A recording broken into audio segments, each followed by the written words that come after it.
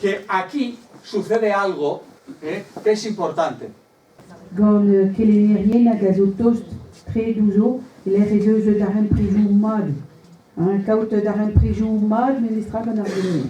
Met ben barek, izoum o deus ie, bezan, pas gwelet mad, me an a vezet a tout. Et ar skol, evit, talvoudus evit ar vuez. Digeri a ra war ar vuez ben deziek. Hag an draze evitan e oa un dra dreist. ¿Qué variables tienen relación con el rendimiento académico? O sea, los estudiantes que mejor notas, que mejores calificaciones obtienen, ¿cómo les gusta estudiar? Que sea algo, digamos, que dé alegría, afectividad, tiene que tener un componente emocional para que esa persona luego hable el bretón o desarrolle y fomente la cultura bretona o la vasca. La kie gar zevenadur, breizat pe karat, e kreiz an trao, e o kalz e sor, e chomfe ar vugale, gant ar speret pe breizat pe skarat goude. Bueno, y aquí lo que hemos hecho es, los mejores alumnos, ¿sí?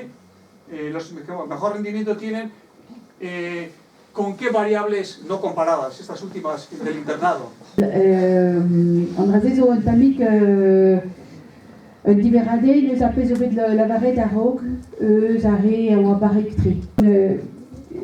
Ma deo kaout ur zel di a bez, pegur ben a fin, tout an dud a zo labourad, tout ar zezun gant ar vugale, ni on eus kudennoù gant ar vugale, kudennoù gant ar salioù klas, gant ar neurjaterez ne zon ket endro, gant neus ket piou a zo ae hag a zo Robert Fasquad. Me goude o deud peio ae pa ur zezun bez, chenchet meus an doare gwelout a labour.